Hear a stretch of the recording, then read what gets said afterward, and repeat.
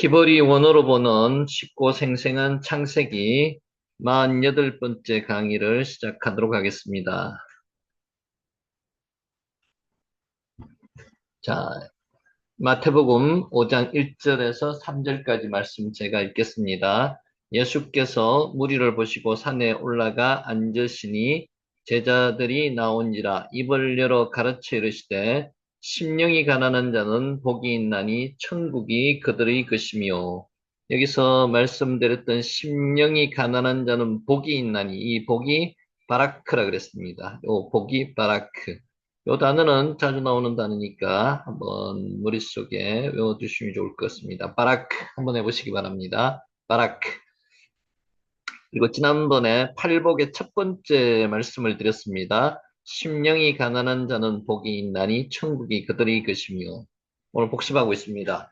벼랑 끝에 몰려도 하나님이 보이고 하나님을 잃어버리지 않는다면은 그것이 축복입니다. 복입니다. 바라크. 자, 그래서 시편 34편 6절 말씀 제가 읽습니다. 이 곤고한 자가 부르짖음에 여호와께서 들으시고 그의 모든 환난에서 구원하셨도다. 요 곤고한 비슷한 의미가 가난한이죠. 그래서 가난하다는 뜻이 아니입니다. 아니. 지난번에 했는 거 요거는 추가로 제가 말씀을 드리는 겁니다. 심령이 가난한 자, 가난한 할 때 아니입니다. 아니. 자, 오늘 지난번 복습입니다. 다시 창세기 42장 15절 17절 말씀. 너희는 이같이 하여 너희 진실함을 증명할 것이다. 바로 이 생명으로 맹세하노니 너희 막내 아우가 여기 오지 아니하면 너희가 여기서 나가지 못하리라. 너희 중 하나를 보내어 너희 아우를 데려오게 하고 너희는 갇혀 있으라. 내가 너희의 말을 시험하여 너희 중에 진실이 있는지 보리라. 바로 이 생명으로 맹세하노니 그리하지 아니하면 너희는 과연 정탐꾼이라 하고 그들을 다 함께 3일을 가두었더라. 요 3일 때문에 지금 말씀을 드리는 거죠. 3일. 3일이 뭐라고 기억하십니까? 쉘로세트 야밈이라고 말씀을 드렸습니다. 3일. 기독교 신앙을 3일의 신앙이라고 말씀을 드릴 수 있습니다. 3일. 어제와 오늘은 고난과 환난 속에 있더라도 내일은, 제3일째 되는 내일은 부활이 있으리라. 내일은 하나님의 역사가 있으리라. 희망이 있다는 거죠. 3일. 여기에 샬로셰트 야밈입니다. 자, 다시 한번 말씀드립니다. 샬로셰트 야밈 한번 해보시기 바라고요. 성경에서 사흘은 성찰과 회개, 완전한 자기 죽음의 시간을 상징합니다. 자기가 십자가에서 죽는 시간입니다. 완전한 회개의 시간입니다. 그것을 3일이라고 이야기를 합니다. 자, 오늘은 이 말씀으로 열어보겠습니다. 마태복음 5장 1절에서 4절 말씀 중에서 팔복 두 번째, 가장 소중한 것을 잃었다고 느끼는 너희는 복이 있다. 자, 아발입니다. 아발. 자, 끝날 때까지 계속 아발이 나올 건데 아발 오늘 기억해 놓으시기 바라고요. 애통함이 울 때 소리가 아발 아발 하고 들릴 수도 있답니다. 그래서 이 음성을 기억하시면서 아발이 애통하다입니다. 애통하다. 창세기 37장 34절 말씀에도 아발이 나옵니다. 야곱이 요셉이 죽었다는 소식을 듣고 아발 했습니다. 애통했습니다. 아발 기억하시기 바라고요. 오늘 팔복 두 번째 아발에 대해서 말씀드리겠습니다. 예수께서 무리를 보시고 산에 올라가 앉으시니 제자들이 나온지라 입을 열어 가르쳐 이르시되 심령이 가난한 자는, 아까 가난한 자가 아니라고 말씀드렸습니다. 복이 있나니 천국이 그들의 것이며, 이게 첫 번째 복이었고요. 두 번째, 애통하는 자는 복이 있나니 그들이 위로를 받을 것이며, 애통이 뭐라 그랬습니까? 아발이라 그랬습니다. 아발. 말이 좀 외우기 쉽습니다. 아발.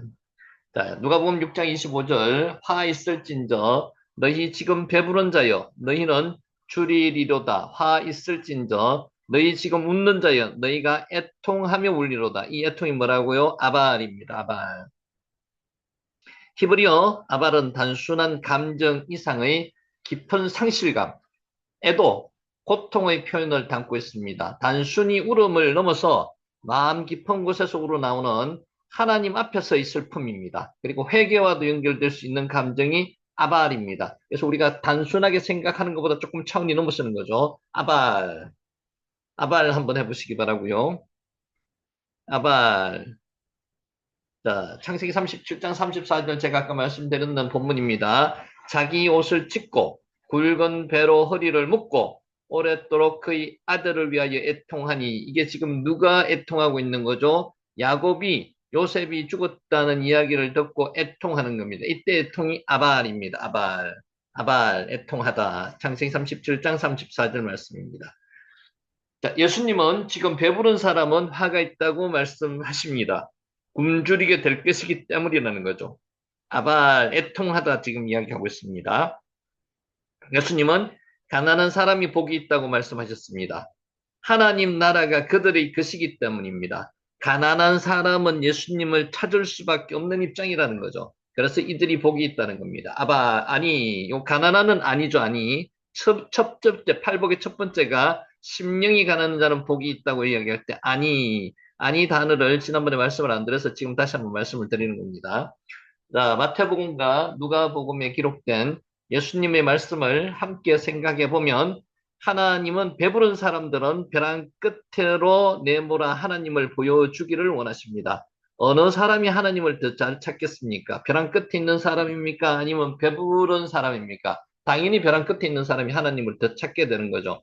하나님의 사랑하는 자녀들은 하나님께서 벼랑 끝으로 인도하셔서 거기서 하나님을 찾고 보여주시기를 원하신다는 겁니다. 이게 아니입니다. 아니.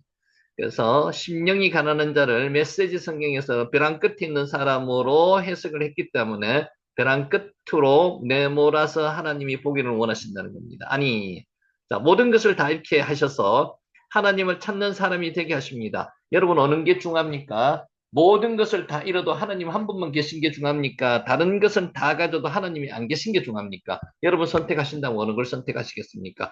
하나님은 다 이렇게 하셔서 하나님을 찾게 하시고 하나님을 만나게 하신다는 겁니다. 이게 심령이 가난한 자는 복이 있다는 이야기입니다. 아니, 예수님은 지금 웃는 사람은 화가 있다고 말씀하십니다. 슬퍼하며 울 것이기 때문입니다. 이제 지금 아발에 대해서 이야기하겠습니다. 아발. 다시 말씀드렸죠. 아발. 제가 두 번 말씀드렸는 게 바락 두 번 말씀드렸죠. 그거하고 아발 두 번 연속해서 말씀을 드리는 게 입이 익기가 쉬워가지고 말씀을 드리는 거죠. 바라크가 복이라 그랬고요. 아발이 애통하다는 뜻입니다. 5장 4절, 마태복음 5장 4절입니다. 애통하는 자는 복이 있나니 그들이 위로를 받을 것이며 여기서 애통하다가 아발입니다. 아발. 예수님은 슬퍼하는 사람은 복이 있다고 말씀하십니다. 하나님이 슬퍼하는 사람들을 위로하시기 때문입니다. 아발하는 사람을 하나님께서 위로하시기 때문에 이들이 복이 있다는 겁니다. 하나님은 웃는 사람을 슬프게 만드셔서 위로하기를 원하시는 분입니다. 아발, 애통하다. 하나님의 말씀을 문자적으로만 이해하면 하나님은 심보가 고약하신 듯합니다. 근데 그렇지 않습니다. 의미가 있습니다. 아발. 왜 배부른 사람을 굶주리게 하시는가? 왜 웃는 사람을 슬퍼하며 울게 하시는가? 의문스럽죠? 고약하신 분인 것 같습니다. 근데 그런 뜻이 아니라는 겁니다. 하나님은 사람이 잘 먹고 웃고 사는 것을 못 견뎌하시는 그런 분이 아니신다는 겁니다. 그런 분이 아니십니다. 아발. 예수님은 예수님께 배우고 예수님께 인생을 건 사람들을 위해서 지금 이 말씀을 하셨다는 겁니다. 그래서 예수님께 인생을 건 사람들이 들어야 하는 말씀이라는 거죠. 아발, 애통하는 겁니다. 누가복음 6장 25절 메시지 성경을 읽습니다. 자기 자신으로 만족하면 화가 있다. 너희 자아는 오랜 만족을 주지 못할 것이다. 삶이 온통 재미와 놀이인 줄 알면 화가 있다는 것입니다. 고난이 기다리고 있고 그 고난이 너희에게 곧 닥칠 거라는 것입니다. 그래서 삶이 온통 재미와 놀이인 줄 알면 화가 있다는 것입니다. 아발, 하나님을 안 찾다는 거죠. 안 찾는다는 거죠. 배부른 사람은 자기 자신으로 만족하며 살아가는 사람입니다. 아무 걱정이 없습니다. 하나님을 찾을 필요가 없습니다. 자기 중심적인 사람이며 자아가 강한 사람입니다. 이런 사람들은 아발하지 않습니다. 권위자에게 인정을 받는 것을 중요하게 생각합니다. 자신에게 주어진 일을 책임감을 가지고 최선을 다하며 착하게 살려고 노력합니다. 법 없는 자들이 이런 자들입니다. 이런 자들이 하나님 앞에서는 하나님을 찾지 않습니다. 아발을 하지 않는다는 거죠. 아발. 자신의 행동에 대해서 지적을 받거나 비난을 받는 일을 못 견뎌합니다. 스스로 목숨을 극단적인 선택을 하기도 합니다.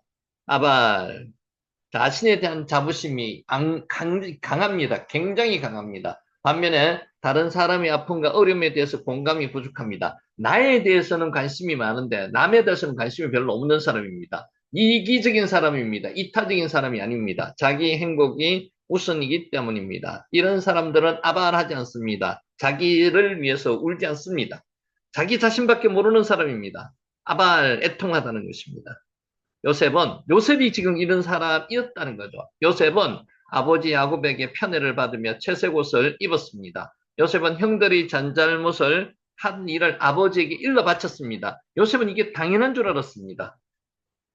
아발, 자신을 미워하는 형들이 있는 곳으로 심부름을 보내는 아버지의 명령에도 거부감 없이 순순히 순종한 이유가 이 때문입니다. 아발, 자, 요셉은 형들에 의해서 구덩이에 던져져 미디안 상인들에게 노예로 팔려갔습니다. 이 내용 우리가 너무나 잘 알고 있습니다.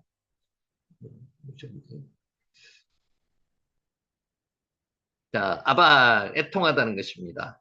요셉은 자신이 구덩이에 던져져서 노예로 팔린 것은 형들 때문이라고 생각했습니다. 자신은 전혀 잘못한 일이 없다고 생각했습니다. 근데 실제로 형들을 편애하게, 야곱이 편애하게 요셉이 일정 부분 책임도 있었습니다. 만든 것은.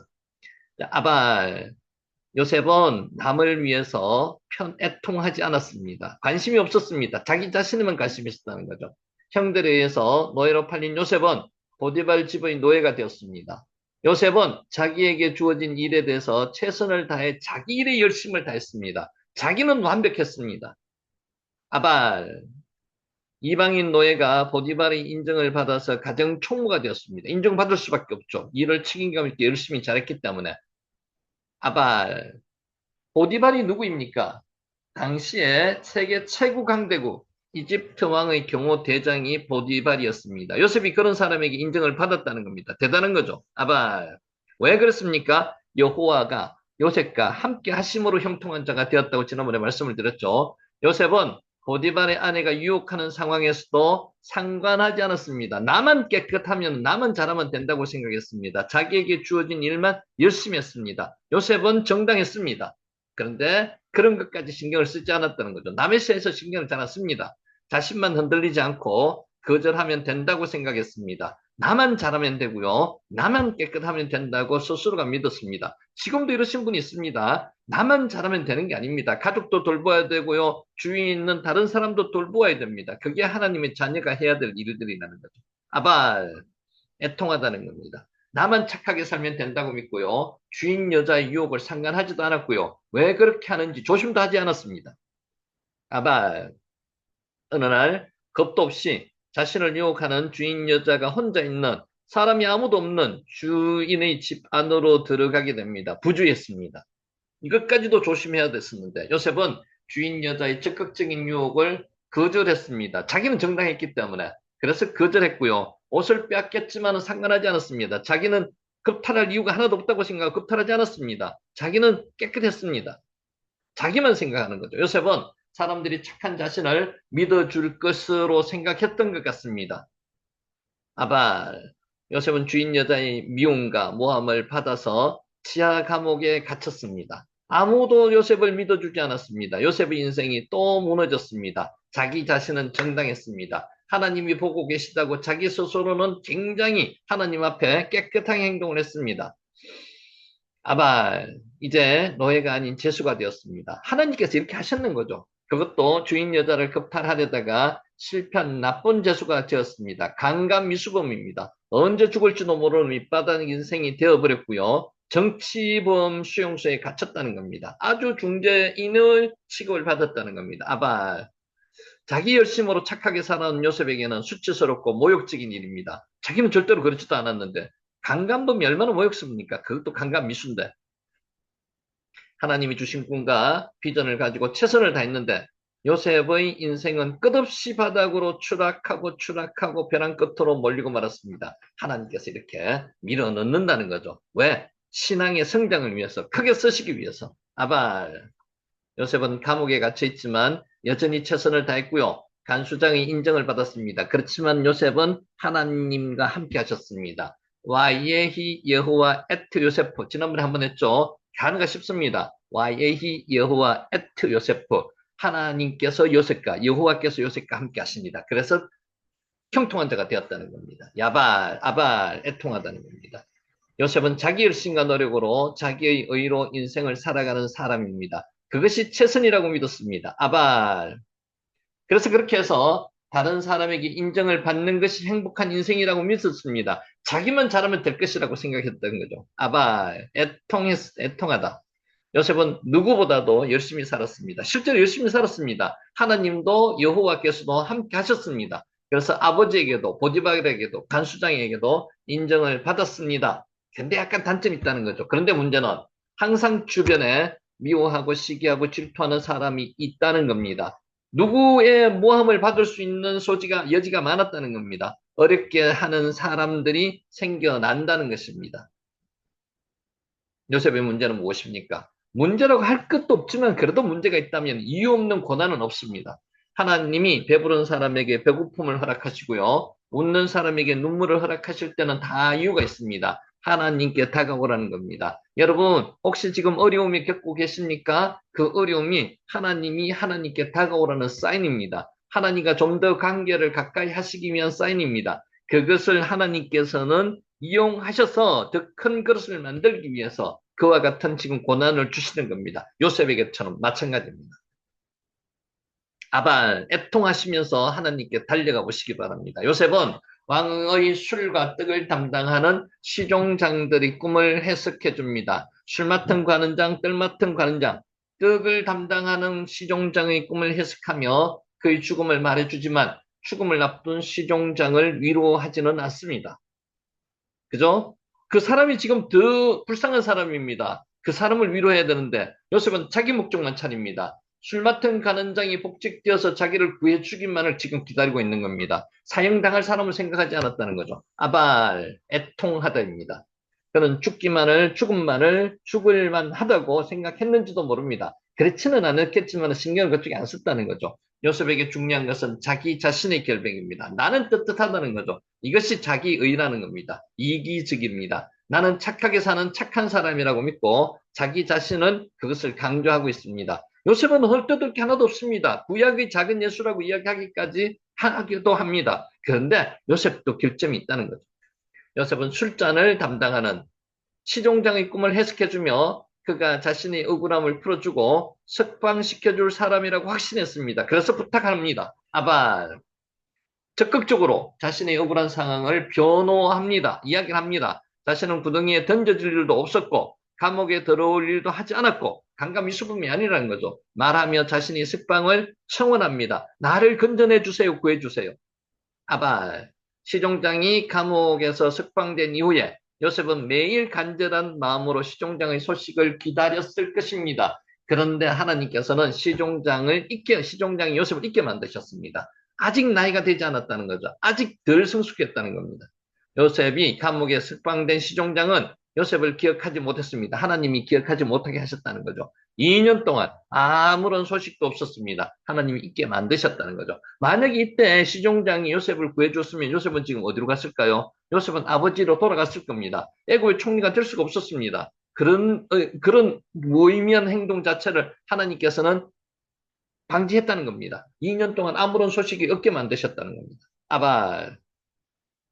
어느 날 요셉의 소망은 절망으로 바뀌었습니다. 그의 기대는 낙심으로 바뀌었음에 분명합니다. 사람 이상 분명히 낙심하겠죠. 근데 요셉은 실망하지 않았을 겁니다. 와야이 예후와 에트 요세프 하고 있었기 때문에. 아발, 애통하다. 모든 것이 무너졌습니다. 요셉은 나만 열심히 살고 주변 사람에게 인정받고 나만 착하게 살면은 인생이 잘 될 것이라고 그때까지도 계속 믿었습니다. 실제로 그렇게 살았습니다. 열심히 살았습니다. 정당했습니다. 청렴했습니다. 결과는 미움을 당하고 배신을 당하고 억울하게 감옥에 지금 갇혀 있습니다. 아무도 찾아주지 않습니다. 아발. 예수님은 웃고 있는 사람은 화가 있다고 말씀하셨습니다. 왜 그럴까요? 메시지 성경은 삶이 온통 재미와 놀이인 줄 알면 화가 있다고 번역하고 있습니다. 웃는 사람은 열심히 착하게 살면은 아무런 문제가 없다고 생각하는 사람들입니다. 매사에 긍정적이고 적극적인 사람입니다. 법 없어도 살 수 있는 사람들입니다. 착한 사람들입니다. 하나님은 나만 열심히 살면 언젠가 좋은 일이 올 거라고 믿었던 요셉에게 절망을 허락하셨습니다. 왜 허락하셨습니까? 요셉을 하나님 가까이 도우라고. 아바, 하나님은 지금까지 최선을 다해서 착하게 살아온 요셉에게 슬픔의 눈물을 허락하셨습니다. 더 큰 인물로 만들어 주시기 위해서 하나님이 지금 자꾸 쓰시는 거죠. 아바, 여러분 똑같습니다. 요셉처럼 지금 이렇게 하나님께서 알지도 못하는 시련과 고통을 지금 주시고 계신 분, 하나님이 겪고 계시게 하시는 분들 계시죠? 그분은 하나님께서 크게 쓰시기 위해서 지금 들고 쓰시기 위해서 하나님께서 특별하게 지금 조치하고 계신 것이라 믿으시기 바랍니다. 마태복음 5장 4절 세 번역으로 읽습니다. 슬퍼하는 사람은 복이 있다. 하나님이 그들을 위로하실 것이다. 위로하실 것이랍니다. 슬퍼하는 사람, 이게 뭐죠? 아발입니다. 아발. 아발하는 사람은 복이 있다는 겁니다. 마태복음 5장 4절 메시지 성경으로 읽습니다. 좀 전에 읽었습니다. 가장 소중한 것을 잃었다고 느끼는 너희는 복이 있다. 그때야 너희는 가장 소중한 분의 품에 안길 수 있다고 마태복음 5장 4절을 메시지 성경으로 번역했는 겁니다. 아발. 요셉은 아버지의 인정과 사랑을 받으며 채색옷을 입었습니다. 아버지도 잘못했죠. 유독 요셉만 채색 옷을 입혀서는 안 됩니다. 여러분, 자식 중에서 편애하시면 안 됩니다. 똑같이 공정하게 공동으로 다 대우해 줘야 됩니다. 하나님이 주신 꿈도 두 번이나 꾸었습니다. 아바, 하지만 형들에게 미움을 받았습니다. 구덩이에 던져졌습니다. 채색 옷을 빼앗겼고 자신을 사랑하는 아버지를 잃어버리고 노예로 애굽에 팔려갔습니다. 아발, 보디발 집의 노예가 된 요셉은 최선을 다해서 열심히 착하게 살았습니다. 이때까지 자기가 해온 대로 살았습니다. 옆도 뒤도 돌아보지 않았습니다. 자기 자신만 돌아봤습니다. 아발, 보디발 집의 모든 것을 맡아서 관리하는 가정 총무가 되었습니다. 노예가 이 정도까지 올라가려면요, 상당한 신임이 있어야 됩니다. 하나님께서 함께 하심을 보디발이 보고 알았다고 성경에 기록하고 있습니다. 이방인 노예가 출세한 것입니다. 노예로 출세한 것이 아니고 하나님이 함께 하심을 보디발이 보고 그를 그렇게 올려줬다는 거죠. 아발. 그러나 준 여자의 미움을 받아서 모함을 받아서 감옥에 갇혔습니다. 가정 총무의 집과 옷도 빼앗겼고요. 착하게 살아온 자기 자신의 명예도 빼앗겼습니다. 모든 것을 잃었습니다. 아발. 감옥에 갇힌 요셉은 항상 그랬던 것처럼 착하게 열심히 살았습니다. 결국 간수장의 신임도 얻게 되었습니다.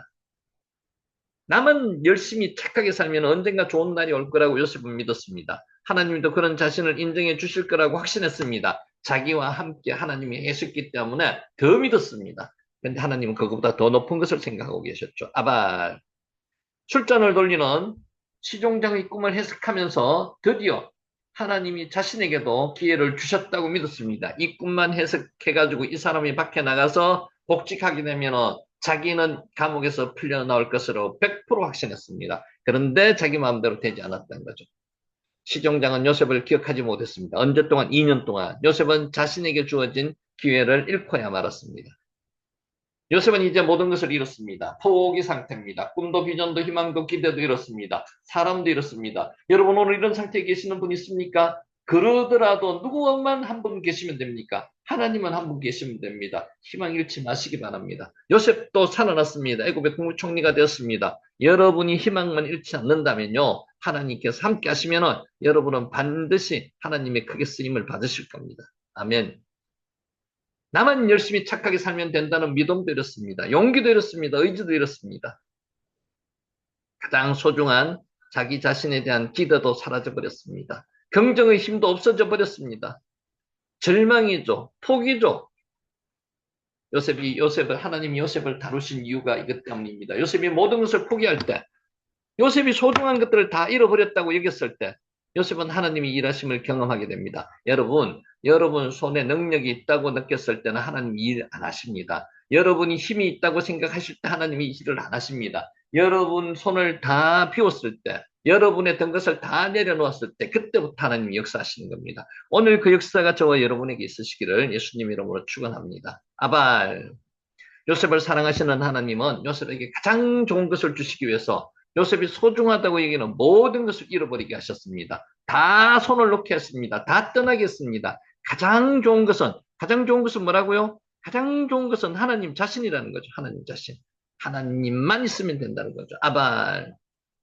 인생은 꿈과 비전으로 되는 것이 아닙니다. 인문학에서는 그렇게 이야기합니다. 꿈이 있어야 되고 비전이 있어야 된다고 이야기합니다. 꿈과 비전만 있다고 되는 것이 아닙니다. 하나님이 함께 하셔야 된다는 겁니다. 인생은 나의 열심과 노력으로만 만들어지는 것이 아닙니다. 하나님이 안 계시면 의미가 없습니다. 인생은 나만 착하게 살아서 좋은 결과를 내는 것이 절대로 아닙니다. 인생은 사람 잘 만나고 높은 지위에 있는 사람이 도움을 줘서 풀어지는 것도 아닙니다. 하나님이 함께 하셔야 된다는 겁니다. 아바, 그래서 애통하게 만들어 주신다는 거죠. 우리의 인생은 하나님이 계셔야 합니다. 우리의 삶이 우선이 되어야, 하나님이 우리의 삶의 우선이 되어야 한다는 겁니다. 우리 인생은 벼랑 끝으로 내모시는 이유가 뭡니까? 하나님이 우리 삶의 우선과 전부가 되시기 위해서 우리를 벼랑 끝으로 내몰고 거기서 하나님을 찾게 만드시는 거죠. 아발하게, 슬퍼하게, 애통하게 만든다는 겁니다. 아발.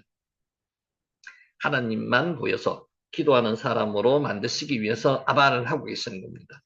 벼랑 끝에 내몰려서 모든 것을 다 잃어서 하나님만 보이는 사람은 기도하게 됩니다. 하나님을 찾게 됩니다. 지금 여러분 아무것도 내 능력으로는 할 수 없다고 포기 상태에 있는 상태에 있으신 분 계시죠? 그분은 뭘 하겠습니까? 기도하십니다. 그때 하나님이 역사하신다는 거죠. 아발.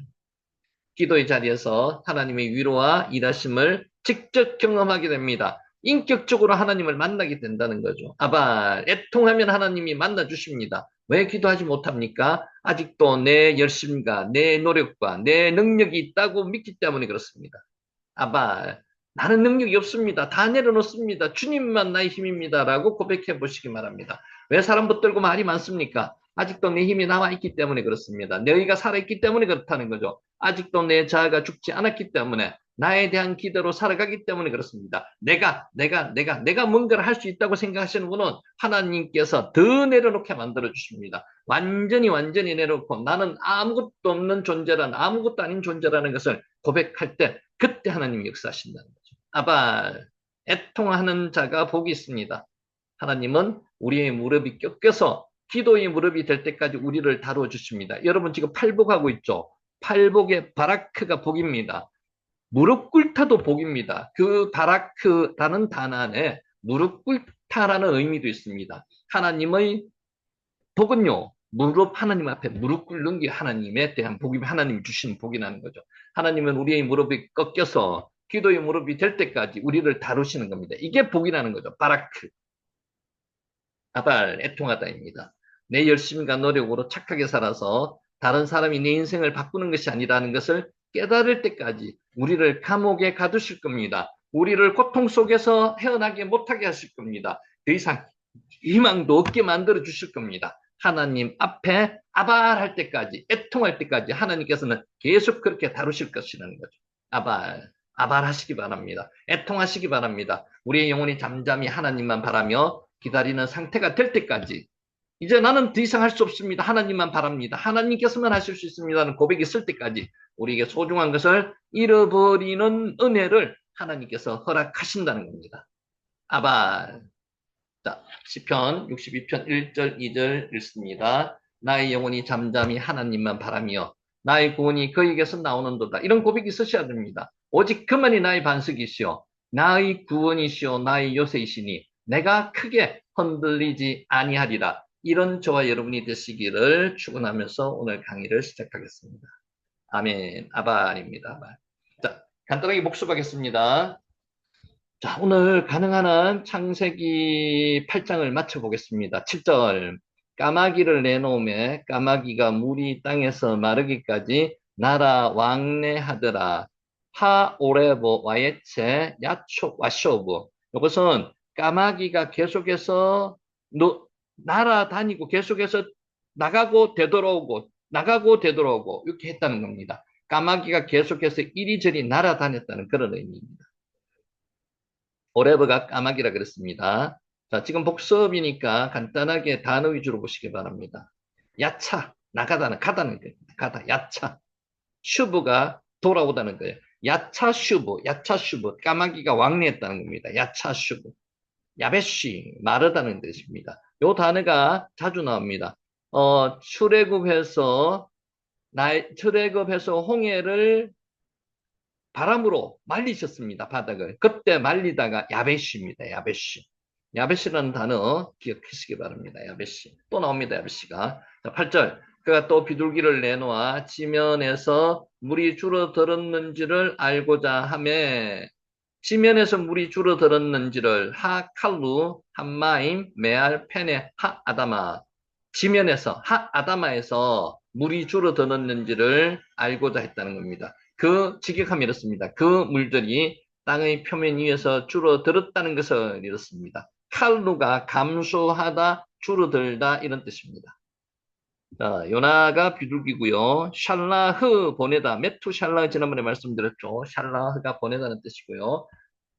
지면에서 물이 줄어들었는지를 자, 그 물들이 땅의 표면 위에서부터 줄어들었다는 것을 앞에서 한번 했습니다.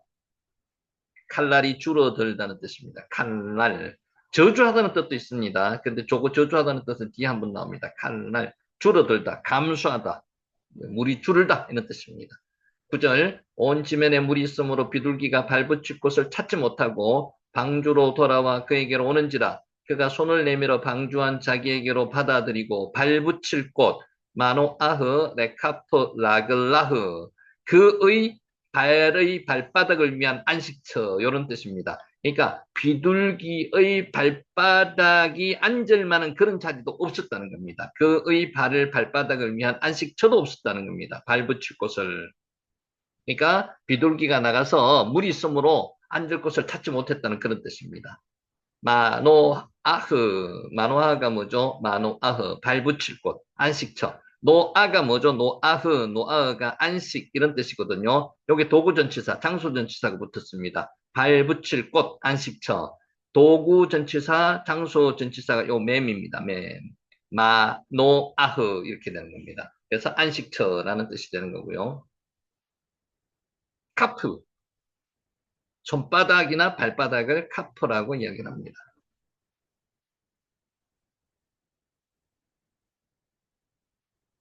자, 레겔이 발을 이야기했고요. 레겔, 발. 자, 노아는 물의 줄어들음을 알아보기 위해서 까마귀를 방주 밖으로 내보겠습니다. 오레브라 그랬죠. 방주 밖으로 까마귀를 내보냈지만 까마귀는 땅이 마르기를 기다리면서 방주로 돌아오지를 않았습니다. 오레브, 까마귀입니다. 그림으로 보시면 좀 더 선명하죠, 오레브. 자, 7일을 기다려서 또 7일을 기다려서 다시 비둘기를 방주에서 내놓았습니다. 또 기다려. 와 야헬 오드. 야헬이 기다리다는 뜻, 히일이 기다리다는 뜻이거든요. 근데 기다리는데 힐은 출산하는 여인이 고통을 참지 못해서 몸을 비트는 경우처럼 기다리는 겁니다. 초조하게 기다리는 겁니다. 억지로 기다리는 겁니다. 간절히 기다리는 겁니다. 오드, 오드가 다시다는 뜻이고요. 힐이 기다리는데 초조하게 몸을 비틀면서 기다리는 게 힐입니다. 아헤르, 또 다른 뜻이고요. 자, 베리트라는 단어 한번 보겠습니다. 언약으로 번역되는 히브리 단어가 베리트입니다. 자른다는 뜻도 있고요. 창조하다는 뜻도 있습니다. 그래서 베리트는 언약을 자기 희생을 통한 새로운 창조를 말합니다. 베리트 언약은 자기 희생을 통한 새로운 창조. 예수님 십자가에 못 박혀 돌아가심으로 말미암아 생명을 구원했다는 것, 새로운 창조로 일어났다는 겁니다. 그게 베리트라는 겁니다. 베리트. 자르다, 창조하다는 뜻이 있습니다. 언약이라는 뜻도 있고요. 자, 하나님은 자기 희생을 통해서 사람을 구원하시고요. 사람을 새롭게 창조하십니다. 하나님의 자기 희생 때문에 우리는 새 사람이 된다는 거죠. 베리트, 언약입니다. 희생, 언약이고요. 자르다는 뜻도 있고요. 또 뭐라는 뜻도 있겠습니까? 창조라는 뜻도 있습니다. 자, 11절, 저녁 때에 저녁 때라는 단어는 에레브입니다. 에레브, 에트 에레브. 에트가 때를 이야기하는 거거든요. 저녁 때 아랍어에서 나왔는데요. 은유적으로 누리고 있던 모든 즐거움이 사라져 버린 것을 묘사하는 게 에레브, 아랍어입니다. 자, 에레브가 저녁. 그러면 새벽은 뭐죠? 아침 일찍 할 때 보케르죠, 보케르. 보케르. 에레브, 보케르는 같이 붙어서 나옵니다. 칼날, 감하다는 뜻 앞에서 한번 나왔습니다. 물이 줄어드는 것을 이야기하는 거죠. 칼날. 감람나무 세입, 알레, 자이트, 타라프. 이 세입은요, 옛날에 있었던 1년 전의 잎이 아니고요, 새로 순이 나와서 있는 그 잎을 이야기하는 겁니다. 그래서 새가 타라프는 찢다, 물어뜯다, 새로 뜯어 신선한 이런 뜻입니다. 알레, 자이트, 타라프. 새 순이 나왔다는 겁니다. 감람나무 새순의 이파리입니다. 알레가 나무잎이고요. 자이트가 감람나무입니다. 자이트는 자주 나옵니다. 자이트, 감람나무. 올리브 나무라고도 하죠. 새로운이 타라프입니다. 타라프. 찢다는 의미도 있고요. 새로 나온 타라프입니다. 자, 아까 앞에서 말씀드렸습니다. 또 7일을 기다려 비둘기를 내놓으며 다시는 그에게로 돌아오지 않는다. 이 기다려가 한글로는 지금 구분이 안 되는데요. 10절에 나오는 기다려는 희일했습니다. 몸을 비틀면서 기다리는 기다림, 초조한 기다림이라 그랬죠. 의무적인 초조한 기다림, 산모의 기다림처럼 그 기다림을 희일이라는 단어를 썼고요. 본문 12절에 나오는 야할은 소망 속에서 기다리는 겁니다. 비둘기를 내놓았는데 비둘기의 희망을 가지고 기다리는 겁니다. 그게 야할입니다. 힐과 야할 구별하셔야 됩니다. 10절에는 힐이었고요. 12절에는 야할이었습니다. 메모 한번 해놓으시기 바랍니다. 성경에. 자, 야할은 기다립니다. 소망을 가지고 기다리다는 뜻입니다. 13절 601년 첫째 달, 그 달 초하루에 600 노아 나이 601세 1월 1일입니다. 초하루에 땅 위에서 물이 그친지라 노아가 방주 뚜껑을 제치고 번져 지면에서 물이 그쳤더니 여기서 물이 그쳤다는 이 뜻은요. 물이 완전히 마른 건 아닙니다. 물이 그쳤습니다. 줄어들어 칼날에서부터 점점 내려갔지만은 지면에는 물이 축축하게 있는 상태. 그게 지금 그쳤다는 의미입니다. 왜 야르 왜 힘내 물이 그쳤다는 겁니다. 지금 이 간격이 얼마나 크겠습니까? 그래서 번져 그러자 그는 여기는 한글 성경에는 본적으로 해놨는데 그러자 그는 보았다. 그런데 보라 마침내 물이 그쳤다 이런 뜻입니다. 감격이 있습니다. 감격. 자, 여기까지 했고요. 자, 미크쉐. 여기 안에 한번 더 볼까요?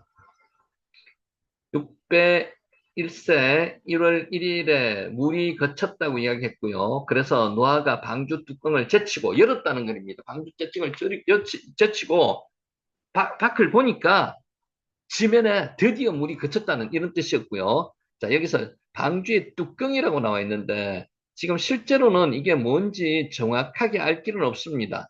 여기 뚜껑은요, 덮다는 뜻에서 나온 명사가 뚜껑입니다. 덮다. 그래서 이 뚜껑을 뭐라고 보통 해석하는가 하면요, 초하르라고 들어보셨죠? 방주 위에 나 있는 창문의 뚜껑, 창문의 덮개, 그것을 제치고 봤다. 그런 식으로 합니다.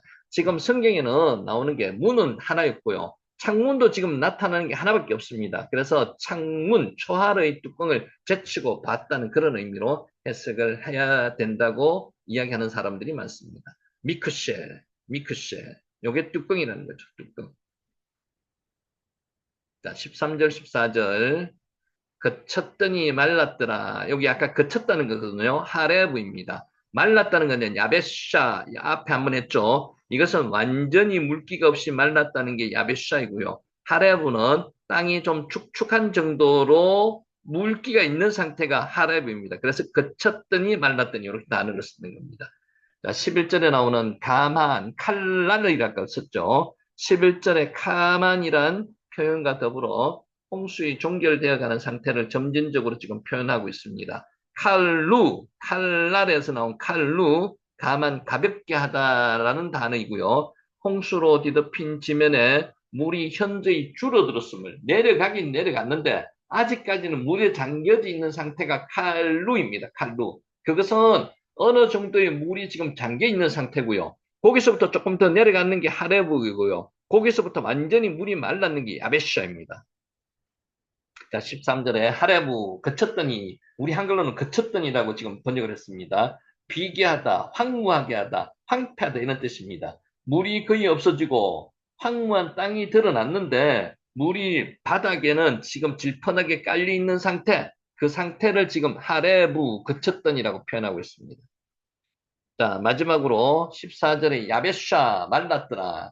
말랐다는 것은 뽀송뽀송하게 지금 흙이 완전히 물기가 없어졌다는 그런 뜻입니다. 식물이 가뭄으로 말라 시들어지고 생작지가 뜨거운 태양열로 말라 붙는 그런 상태를 이야기하는 겁니다. 완전히 땅이 건조되었음을 보여주는 겁니다. 여러분 오늘 지금 오신 분들 제가 이거를 저도 야베쉬를 외우기가 좀 그래가지고 챗 GPT에도 한번 물어보니까 이렇게 외우는 게 어떻겠냐고 그냥 그 우스갯소리로 한번 받아들이시기 바랍니다. 야가 야라는 감탄사를 쓰고요. 베이컨이 시들었다. 야 베이컨이 시들었다. 그게 말랐다는 뜻으로 외우면 어떻겠냐고 챗 GPT가 오늘 저한테 제시를 해주기를 그냥 말씀을 한번 드려보는 겁니다. 야베쉬, 이런 뜻으로 야베쉬가 나오고요. 야베샤도 나옵니다. 야베쉬, 야 베이컨이 시들었다. 야베쉬. 그게 말랐다는 뜻이라는 거죠. 하라브가 어떤 뜻이라고요? 그치다는 뜻입니다. 그치다. 물기가 바닥에 좀 남아있는 상태. 그게 하라브이고요. 여기에 야베쉬입니다. 야베쉬는 야 베이컨이 시들었다. 말랐다는 뜻입니다. 마르다. 아까 제가 야베시 이야기하면서 모세가 홍해를 건널 때 바람이 불어서 그들이 건너는 바다 밑에, 홍해 밑에 바닥을 마르게 했습니다. 그게 야베시입니다. 야베시. 마른 땅을 건넜다고 얘기하겠죠. 그게 마르다가 야베시입니다. 그래서 야베시는 오늘 꼭 기억해 놓으시기 바랍니다. 제가 이런 말까지 했는데 좀 이해하기 쉽죠? 야, 베이컨이 시들었다. 자, 15절. 하나님이 노아에게 말씀하여 가라사대. 하나님이 말씀하여 가라사대 와 예 답베르 엘로힘 네 아마르. 여기서 말씀하다는 말하다는 단어가 두 개가 들어가 있습니다. 자, 하나님께서 말씀하셨다. 이르시다. 이렇게 되어 있습니다. 하나님께서 노아에게 지시하셨다는 사실을 말씀하셨다. 따바르가 말하다, 이르다 이런 뜻이거든요. 아마르와 유사한 표현입니다. 아마르. 말씀하다 따바르, 이르다 아마르. 두 가지 동사를 거듭해서 사용했다는 것은요, 강조하기 위한 용법입니다. 하나님께서 말씀하신 사실을 강조하고 있습니다. 누가 말씀하셨다고요? 와예 답베르 엘로힘 레 아마르. 하나님께서 말씀하셨다는 거죠. 자, 노아가 여러 차례 비둘기를 보내서 홍수가 정리되어 감을 확인했습니다. 비둘기를 3번 보냈다고 얘기했죠. 비둘기를 보내서 두 번째 비둘기가 감람나무 새 잎을 물고 왔습니다. 세 번째는 날려보내니까 돌아오지 않았습니다. 물이 말랐다는 거죠. 확인했습니다. 마지막으로 방주 뚜껑을, 초하루의 뚜껑을 열어서 땅이 물이 그친 것을 직접 눈으로 확인했습니다. 그게 언제라고요? 이 601세 1월 1일 날 확인했습니다. 근데 노아가 나왔습니까?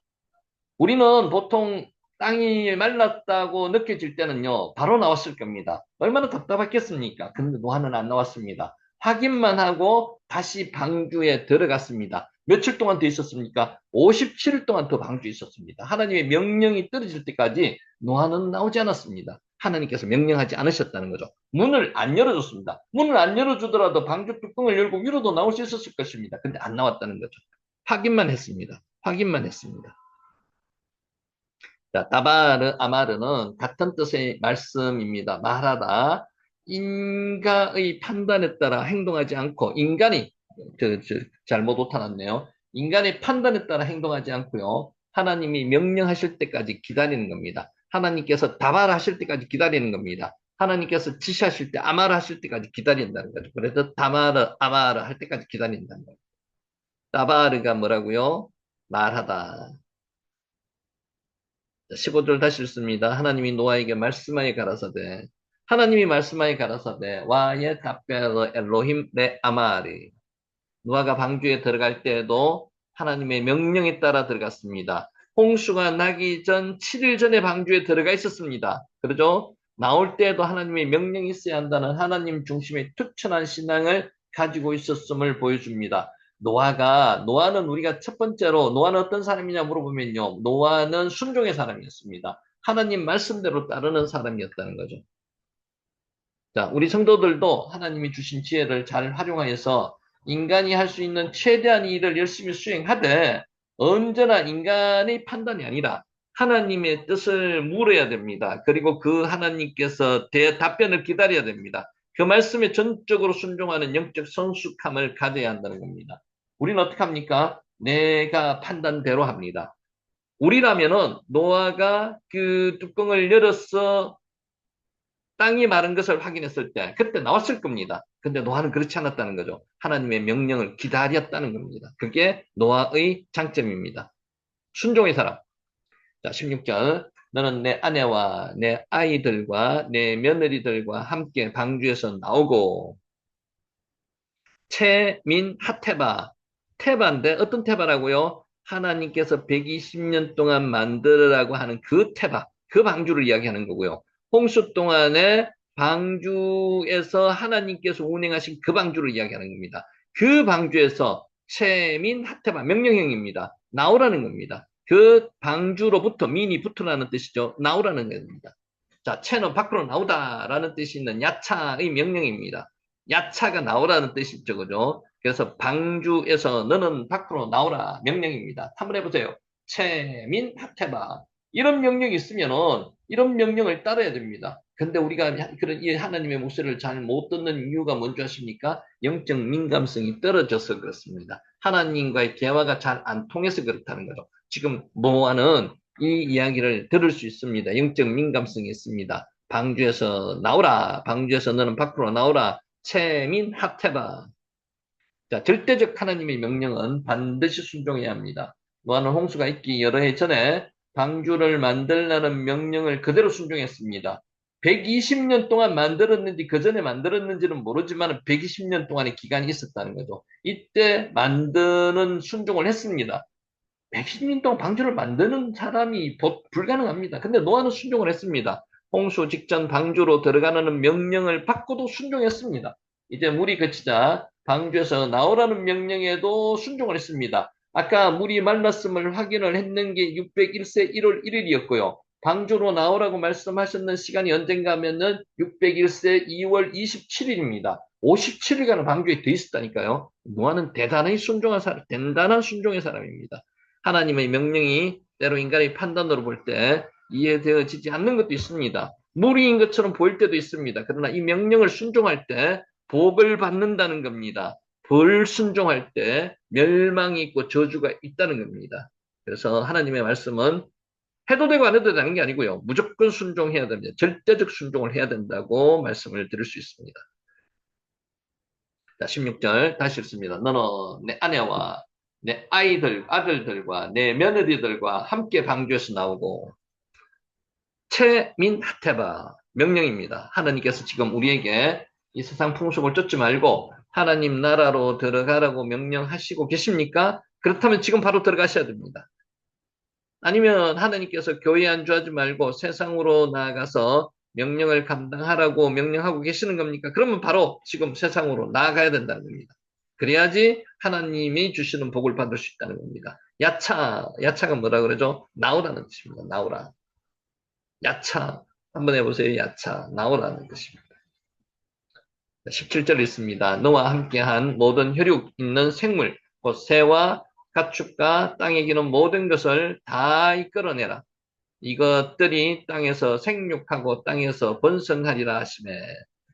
이끌어내라는 겁니다. 호체, 이것도 야차가 들어갔습니다. 나오라는 뜻입니다. 야차의 사역형입니다. 사역형이라는 일을 시킨다는 거죠. 시키는 겁니다. 야차, 나오게 하라는 겁니다. 야차가 사역형으로 사용될 때는 인도하여 내다는 뜻입니다. 분리하여 이끌어내라는 뜻입니다. 자, 본문은 방주에 탄 모든 짐승을 일일이 점검하면서 혼란이 없도록 차례대로 분리하여서 이끌어내라는 하나님의 명령입니다. 하나님은 어지러움의 하나님이 아닙니다. 질서의 하나님이십니다. 그래서 하나님은 차근차근하게 일을 진행을 하게 노아에게 명령을 하시고 계시는 겁니다. 세밀한 점검을 통해서 각 1년 전에 방주에 승선한 모든 짐승이 한 마리의 사고도 없이 하나님의 보호하심을 받았다는 사실을 확인할 수가 있습니다. 하나님의 크신 사랑, 전능하심을 깨달을 수 있다는 구절입니다. 자, 이것들이 생육하고 번성하리라. 한글로는 생육, 번성 이렇게 되어 있지만은요. 히브리 원어로는 세 단어가 나열되어 있습니다. 왜 샤레추, 우파루, 왜 라부.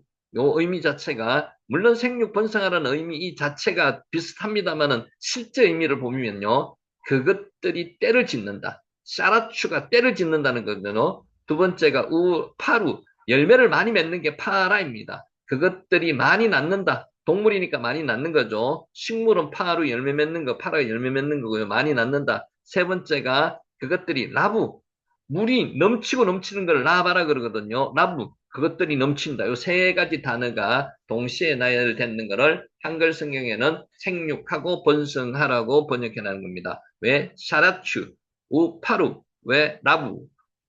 자, 무수히 생기다, 빽빽하게 차다가 샤라추입니다. 샤라추. 열매 많이 맺다, 창대하다가 파라이고요. 넘치다, 풍성하다. 요게 라바입니다. 앞에서 설명했습니다. 모두가 완료형으로 되어 있고요. 때를 짓고 많이 번식하고 넘치도록 많아지는 상태가 이미 이루어진 것처럼 묘사하고 있는 겁니다. 완료형으로 되었다는 것은요. 완료형, 이제 완료가 됐다는 겁니다. 완료되는 것처럼 지금 표현하고 있습니다. 자, 비록 노아 방주에서 나온 짐승들이 암수 한 쌍이 지나지 않습니다. 많은 장차 온 땅에 가득하여질 것이라는 하나님의 굳은 의지와 확실한 사실을 반영하는 것입니다. 하나님이 이렇게 된다면 분명히 되는 거죠. 하나님은 암수 한 마리씩밖에 없지만은 이들을 통해서 샤라추하고요, 파루하고요, 라부한다는 완료형으로 지금 표현해 놨다는 거죠. 번성했다는 겁니다, 벌써. 여기서는 번성하리라고 했지만 당시 방주박은 홍수 대심판으로 인해서 많은 모든 짐승이 멸절된 상태였습니다. 방주 안에 있는 짐승만 지금 살아남았는 거죠. 이와 같은 상황 가운데서 하나님의 이러한 약속의 말씀은 하나님께서 사랑하시는 자를 축복하시되 죽음 가운데서도 생명을 주신다는 거고요. 미약한 가운데서도 창대케 하시는 풍성한 복을 베풀어 주실 것이라는 것을 보여주고 있습니다.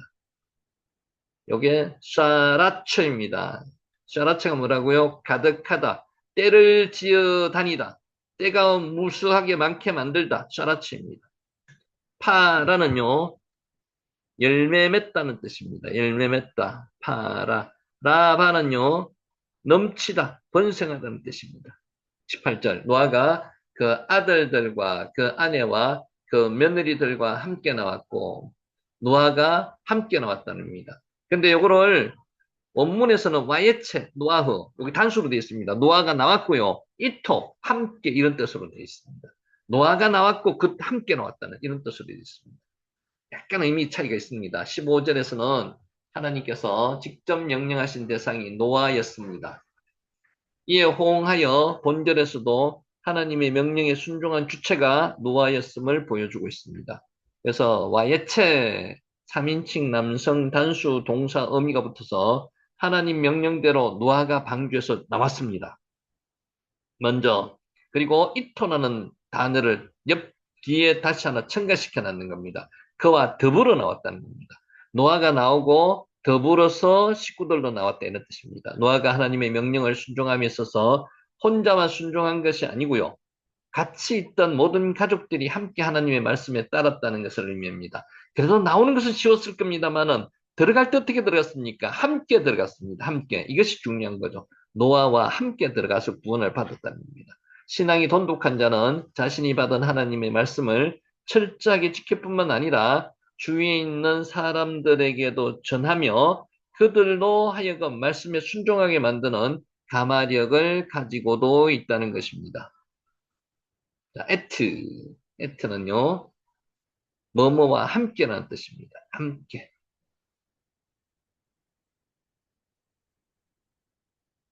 땅의 동물, 곧 모든 짐승과 모든 기는 것과 모든 새도 그 종류대로 방주에서 나왔답니다. 나왔습니다. 나왔더라. 그 종류대로 레미시, 페호, 테헴, 족속, 번속을 이야기하는 게 미시파하흐입니다. 미시파하흐.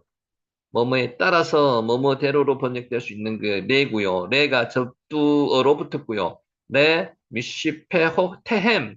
그리고 3인칭 남성 인칭 대명사 복수형 어미 햄이 붙었습니다. 이렇게 해서 요거 직역하면요. 그들의 족속들에 따라서 이런 뜻입니다. 그들의 족속들에 따라서. 그래서 요걸 한글 성경에서는 그 종류대로 이런 뜻으로 번역해 놨고요. 방주에 탄 모든 동물들이 단 하나의 송산됨도 없이 그 특성이 같은 동일한 종류대로 질서정연하게 방주에서 나왔다는 겁니다. 그래서 새 세상에서 새로운 삶을 시작하고 있음을 지금 보여주고 있습니다. 여러분, 이거 기적 아닙니까? 방주에 1년하고도 1년하고도 17일을 지금 방주에 돼 있었는 거죠. 17일, 1년 17일을. 실제로 337일을 있었습니다. 그러면은 이렇게 있을 수 있는 동물들이 그냥은 불가능합니다. 하나님이 이들에게 이렇게 하나님의 능력으로 만드셨기 때문에 있을 수 있는 거지 인간의 능력으로 불가능합니다. 그런데 이들은 다 하나도 죽지 않고 거기서 방주에서 나와서 지금 지상에 내렸는 겁니다. 하나님께서는 한 번 선택하셔서 구원하기로 한 당신의 피조물에 대해서는 세심한 관심을 가지고 마지막 순간까지 보호하시는 은혜로우신 분이라는 것을 잊지 마시기 바랍니다.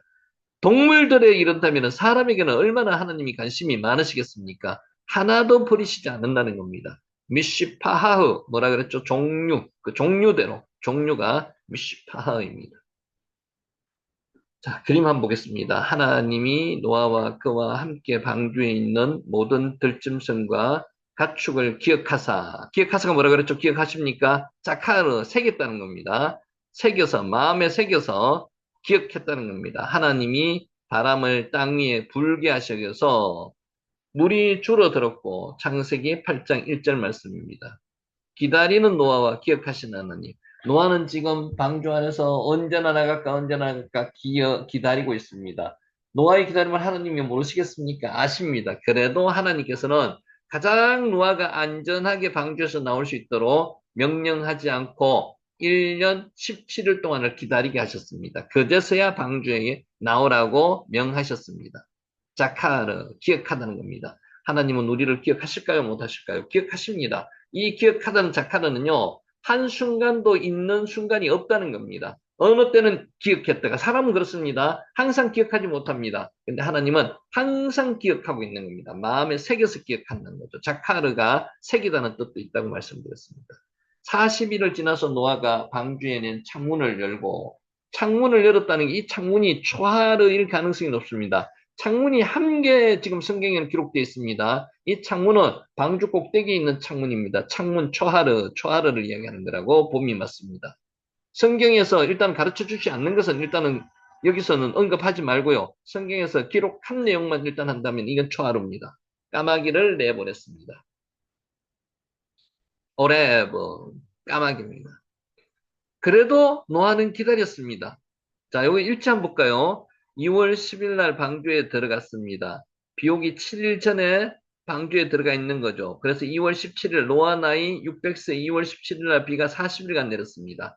3월 26일에 비가 멈췄습니다. 7월 17일 날 비가 온 후 150일 동안 방주가 아라랏산에 머물렀는데 이때까지는 물이 빠지지 않았습니다. 방주가 아라랏산에 머문 요때부터 물이 빠지기 시작했습니다. 그러니까 방주가 물 위에 150일 동안 떠다녔다는 거죠. 떠다녔다는 거죠. 자, 10월 1일 날 산봉우리들이 보였고요. 11일 날 40일을 지나서 까마귀를 내보냈습니다. 그리고 비둘기도 내보냈습니다. 7일 후에 비둘기를 내보냈는데 감람나무 잎사귀를 물고 왔습니다. 7일 후에 다시 비둘기를 내보냈는데 돌아오지 않았습니다. 그래서 1월 1일 날 노아 나이 601세 1월 1일 날 방주 뚜껑을 열고 밖을 내다봤습니다. 이게 초하루 뚜껑일 가능성이 높습니다. 그리고 2월 27일 날 땅이 마르고 방주에서 가라고 나오라고 하나님께서 명령하셔서 나오게 된 게 337일 만에 나왔다는 거죠. 야할이 기다리다는 단어인데 힐은 초조하게 기다린다는 표현이었고요. 야할은 소망을 가지고 기다리는 게 야할이라고 말씀드렸습니다. 자, 337일, 377일 제가 말씀을 잘못 드렸거든요. 377일을 기다렸습니다. 1년이 360일, 한 달을 30일로 계산하면은 자, 377일을 기다렸습니다. 7일은 홍수 시작되기 7일 전에 성선을 했고요.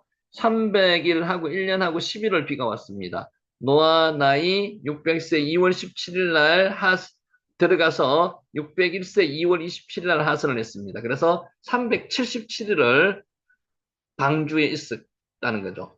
1년하고도 17일 있었습니다. 야할, 기다리다는 뜻입니다. 야할, 기다리다. 하나님의 명령과 때를 기다린 노아. 야할, 야할, 기다리다는 뜻입니다. 창세기 8장 12절. 하나님께서 기억하셨습니다. 자카르는 뭐라고 그랬죠? 항상 새기고 있다가 기억하는 겁니다. 항상 기억하고 있는 겁니다. 새기다는 뜻도 자카르입니다. 자카르. 자, 하나님께서 기억하셨습니다. 누구를요? 노아가 방주에 있는 것을 기억하셨습니다. 하나님께서 우리를 기억하고 계십니다. 지금 하나님께서 뭘 하고 있는지도 보시고요. 하나님께서는 보고 계시고요. 듣고 계시고 항상 우리를 기억하고 계십니다. 바람으로 물을 마르게 하셨습니다. 여기에 뭐라고요? 야베시. 야 베이컨이 시들었다. 이렇게 말씀드렸죠. 야베시. 요거는 제가 그렇게 다른 말씀을 드렸으니까 꼭 기억 한번 해주시기 바랍니다. 야베시. 마르다.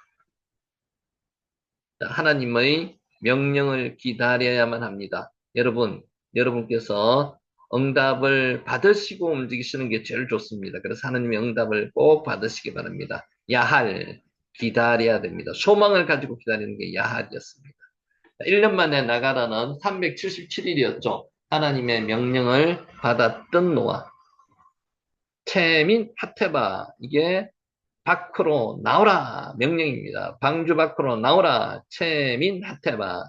체민 하테바. 나오라는 게 이게 명령형이고요. 방주로부터 나오라는, 그 방주로부터 나오라는 겁니다. 자, 창세기 8장 15절로부터 9장 10절까지가 창세기 12장 우리가 잘 알고 있는 1절에서부터 7절까지의 비슷한 점이 많습니다. 그래서 창세기 12장 1절 우리가 잘 아니까 여기를 기준으로 해서 비슷한 면을 한번 보겠습니다. 여호와께서 아브라함에게 이르시되 1절에 나오는 말씀, 하나님이 노아에게 말씀하여 이르시되, 그리고 너는 너희 고향과 친척과 아버지 집을 떠나 너는 방주에서 나오고 체민 합테바 말씀을 드렸죠. 너는 방주에서 나오고 아브라함이 따라갔고 노아가 나왔고 그가 그곳에서 여호와께 제단을 쌓고 노아가 여호와께 제단을 쌓고 내가 내게 복을 주어 하나님이 노아에게 복을 주시며 내가 너로 큰 민족을 이루고 생육하고 번성하여 내가 이 땅을 내 자손에게 주리라. 내가 내 언약을 너와 내 자손에게 후손에게 세우리니. 비슷한 면이 많습니다. 성경을 보면은 이렇게 자꾸 반복되는 구절이 많습니다. 비슷하게 그것을 비교하면서 한번 살펴봤습니다. 체민 하테바, 그 방주에서 너는 밖으로 나오라는 것입니다. 자, 이게 뭐죠? 이게 무지개입니다. 무지개.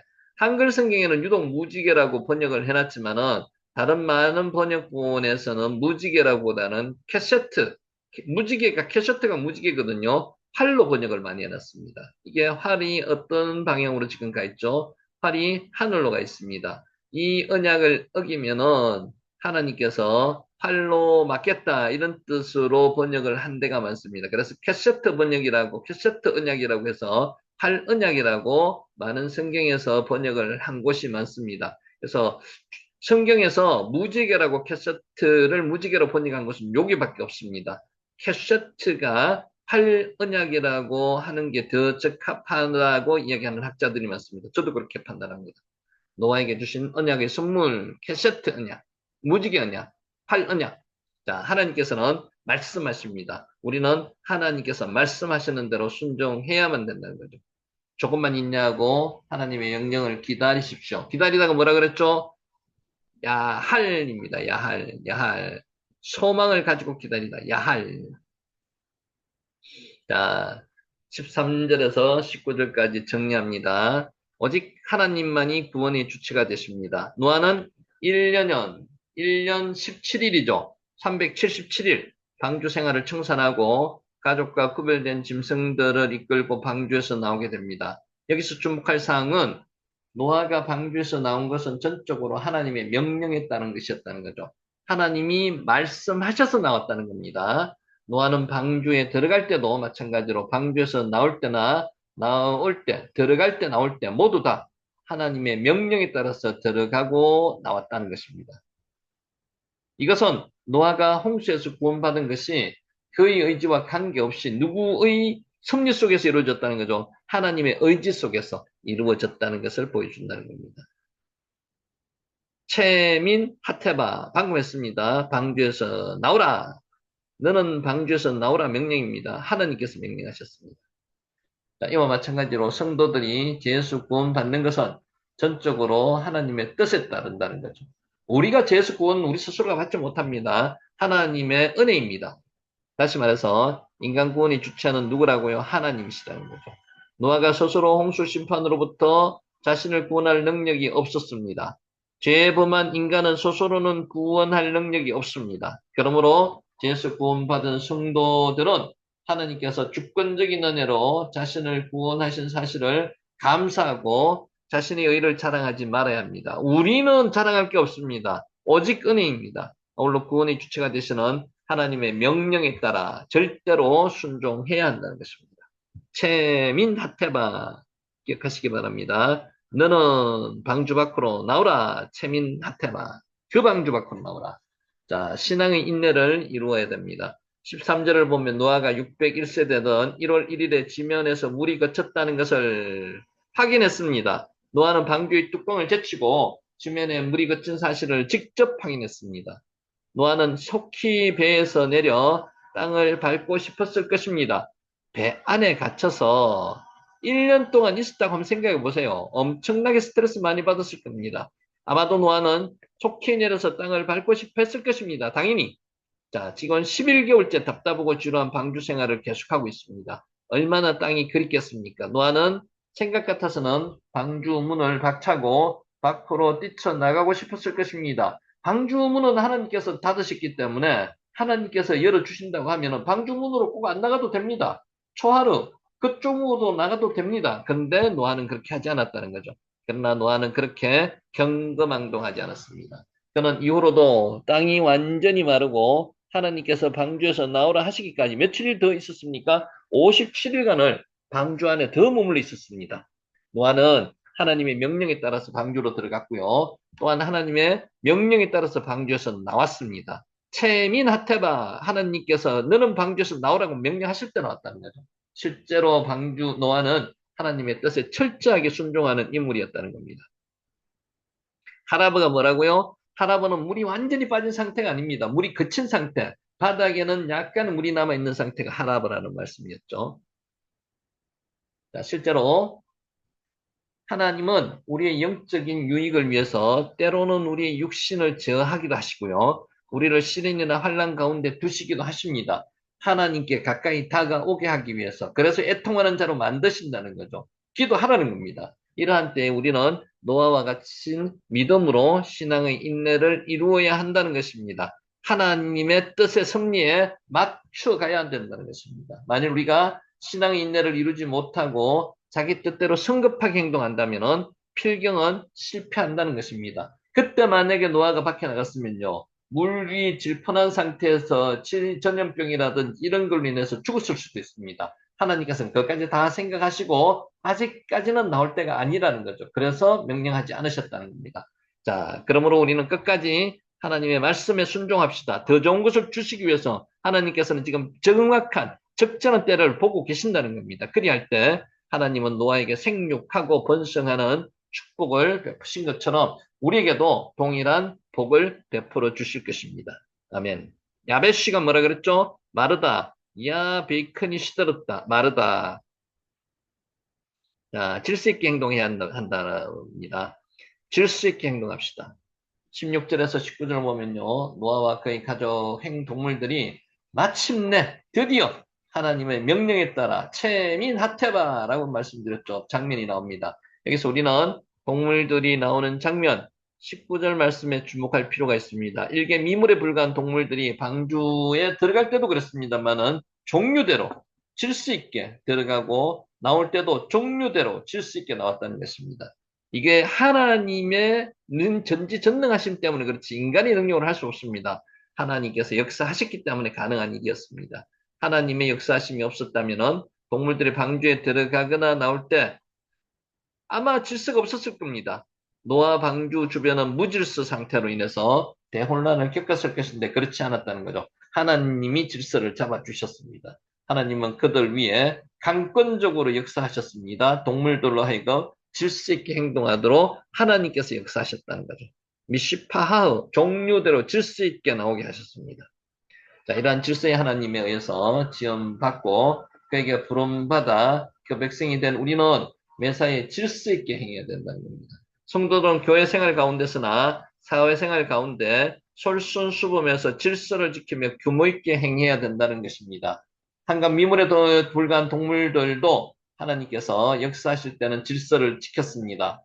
하나님의 뜻과 사물을 판단하는 능력을 갖고 있을 뿐만 아니라 질서의 하나님으로부터 은혜 받은 우리가 매사에 질서 있게 행동해야 하는 것은 너무나 당연한 것입니다. 우리는 매 순간 질서 있게 행동함으로써 교회와 사회생활 가운데 덕을 세워 나가야 합니다. 아멘. 미시파의 종류입니다. 자, 우리는 노아 홍수 사건을 이제 보았지만은 우리는 생태계 보존에 더욱 힘써야 합니다. 하나님께서 구별되어 구원받은 땅 위 동물들이 그 종류대로 방주에서 나왔다고 성경은 기록하고 있습니다. 하나님은 홍수 이전에 당신이 창조하신 동물들 가운데 암수 한 쌍씩을 구별하여서 방주에 들이셨습니다. 홍수가 끝나기까지 보존하셨습니다. 그리고 홍수가 끝나자 그들을 종류대로 미시파허 방주에서 나오게 하심으로써 새로운 땅에서 생육하고 번성하게 하셨습니다. 하나님께서 동물들 가운데 어느 것 하나라도 멸하지 않으시고요. 보존되기를 원하셨음을 보여주고 있습니다. 하나님은 당신께서 창조하신 생태계가 본래의 모습 그대로 보존되기를 원하시고 계시는 것입니다. 미시파하 종류대로. 자, 오늘날 우리에게 자연 생태계를 원형 그대로 보존해야 할 교훈을 해주고 있습니다. 땅을 정복하고 만물을 다스릴 권리가 우리에게 주어져 있습니다만 동시에 자연을 보존하고 관리해야 할 책임과 의무도 우리에게 있습니다. 인간에게 있습니다. 그러한 의미에서 인간들이 개발이라는 미명하에서 자연 생태계를 파괴하는 것은 책임의 망각입니다. 하나님의 뜻을 거스리는 죄악입니다.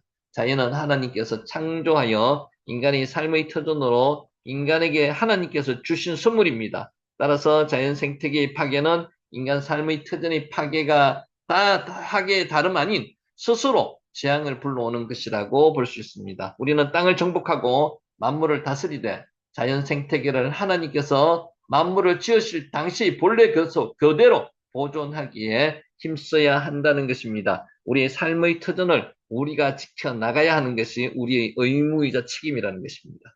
미시파하우. 자, 20절 하겠습니다. 20절. 노아가 여호와께 제단을 쌓고 모든 정결한 짐승과 모든 정결한 새 중에서 제물을 취하여 번제의 제단에 드렸더니 여호와께서 나 이후와 자, 라 이후와를 라가 뭐뭐에게라는 의미도 있고요. 전치사입니다. 뭐뭐를 위해서라도 번역을 할 수 있습니다. 뭐뭇을 위하여. 자, 본문은 노아가 제사를 드리는 대상이 여호와에게 누구에게요? 여호와에게 드리는 거고요. 제사를 드리는 목적이 여호와를 위하여 동시에 두 가지 다 의미가 맞습니다. 있습니다. 여호와에게 예배를 드리는 거고요. 여호와를 위해서 예배를 드리는 의미가 있습니다. 자, 1년간 좁은 방주에서 지내다가 넓은 세상에 나온 노아는 개인적으로 하고 싶은 일이 무척 많았을 것입니다. 땅을 먼저 밟고 싶었겠죠. 땅에서 밟고 땅에 입 맞추고도 싶었을 거고요. 뭐 하고 싶은 게 정말 많았을 것입니다. 그럼에도 불구하고 노아는 가장 먼저 뭘 했습니까? 여호와에게 여호와를 위하여 나 이후와 제사를 드렸습니다. 예배를 드렸다는 거죠. 우리도 마찬가지입니다. 예배를 우선시해야 됩니다. 예배가 우리의 생명이자 우리의 하나님과의 호흡입니다. 예배를 드려야 됩니다.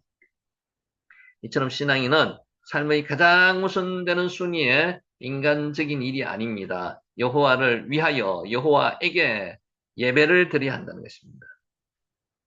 나 이호와 언약을 맺으시고 신실히 지키시는 하나님을 강조하는 여호와, 언약의 하나님, 여호와죠. 명칭이 사용되었습니다. 노아가 홍수 심판으로 이 땅의 모든 것이 다 죽었음에도 불구하고 자신과 방주에 탄 짐승을 구해주시겠다는 여호와의 약속이 그대로 이루어진 것을 상기하였기 때문입니다. 노아가 이 땅에 생육하고 번성하여라는 여호와의 약속이 다시 주어졌음을 감사하면서 약속대로 모든 것이 이루어질 것을 확신하였기 때문이라고도 볼 수가 있습니다. 자, 오늘 우리들도 여호와의 언약의 말씀, 그게 뭐죠? 신구약 성경.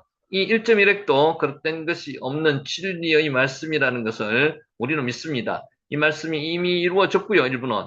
또 장차 완전히 이루어질 것을 믿는 신앙을 가져야 한다는 것입니다.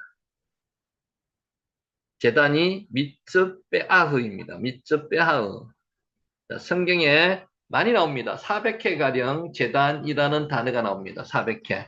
짐승을 잡다, 희생을 드리다는 단어가 자바흐입니다. 자바흐.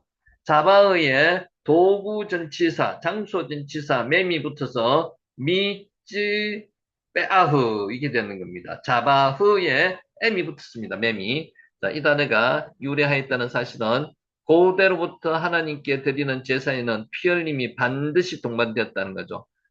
자바흐가 어떤 뜻이라고요? 짐승을 잡다, 희생을 드리다가 이게 자바입니다. 자바흐를 드리는 장소, 이게 제단이라는 거죠. 미tzpeah. 제단은 일반적으로 구렁의 정상 등 높은 위치에서 깨끗한 돌들을 쌓아 올림으로써 만들어졌습니다. 높은 장소에 세워졌다는 거죠. 제사가 이 지상에서 수행되는 것이면서도 누구한테 드리는 거고요? 제사 대상이 목적의 위에 계신 하나님께 경배해야 된다는 거죠. 그래서 높은 곳에서 드렸다는 거죠. 신성한 행임을 드러내기 위한 자연스러운 행동이었습니다. 재단하고 있습니다. 미츠빼아흐. 자, 재단에서 드려지는 이러한 희생제사는 인간의 죄를 대속하기 위해서 예수께서 스스로 완전한 제물이 되어서 피 흘려 죽으심을 예표하는 것이기도 합니다. 이게 이제 구약의 제사가 신약에서 예수님이 제물이 되어서 제단 위에서 피 흘려 돌아가셨다는 거죠. 십자가에서 피 흘려 돌아가셨다는 것. 이걸 예표하는 게 구약의 제단이었습니다. 제사였습니다. 자, 예수 그리스도의 죽으심은 한 영웅주의자의 돌발적인 죽음이거나 박애주의자가 자기 결단적인 죽음이 아닙니다. 하나님의 명령을 받고 이 땅에 소명을 가지고 오신 성자 예수님께서 십자가에 못 박혀 죽으심으로 인해서 우리가 구원을 받고 우리 죄가 사해졌다는 겁니다. 이미 만세 전부터 하나님께서 택한 자의 구원을 위해서 준비해 두신 예정된 죽음이라는 거죠. 예수님이 돌아가시기 전에 2000년 전에 누가 이 사건에 대해서 예표적인 사건을 제시했습니까? 아브라함과 이삭으로 통해서 하나님께서 아브라함을 통해서 아브라함이 이삭을 바치라고 할 때 그것이 자기 아들을 제물로 바칠 것임을 벌써 우리에게 정해놓으시고 우리에게 예표적인 사건으로 보여주신 사건이라는 겁니다. 미츠빼아흐 제단입니다. 제단. 자, 제단 제물로 번제로 드렸더니 야와 야헐 올로토. 성경에 280회가량 사용되는 구절입니다. 그 되는 뒤에 번제입니다. 번제. 올라. 자, 드렸더니라고 예배 드리다, 번제 드리다고 번역된 게 안라입니다. 안라. 자, 안라란 동사는 1차적으로 올라가다는 의미가 있습니다. 연기가 올라가다는 의미가 있는 게 안라입니다. 안라. 자, 번제를 드린다는 단어가 안라입니다. 안라. 번제를 드린다는 단어가 예배를 드린다, 번제를 드린다가 안라라는 거죠. 연기를 올려보낸다는 겁니다. 희생제물을 태우는 제사의 불꽃이 위로 타오르고 연기가 하늘을 향해 올라가는 제사의 모습과 제사의 대상이 위에 계신 하나님이라는 제사의 대상과 방향성을 잘 드러내는 단어가 뭐라고요? 안라입니다. 번제를 드린다. 안라입니다. 번제가 뭐라고요? 올라입니다. 자, 희생제물을 정성껏 받들어 올리는 제사의 자세는 물론 하나님과의 교제를 회복하거나 자신의 전인격을 하나님께 높이는 제사의 목적과 의미까지도 이 단어는 효과적으로 반영하고 있다는 겁니다. 그런 의미에서 우리는 날마다 진정한 번제, 위로 올라가는 제사를 드리는 겁니다. 알라가 제사를 드린다는 의미고요. 올라는 번제라는 뜻입니다.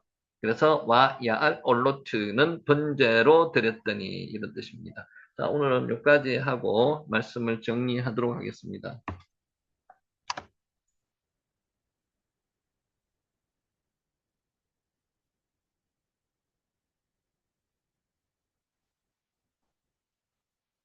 자, 오늘은 이 말씀으로 정리하고자 합니다.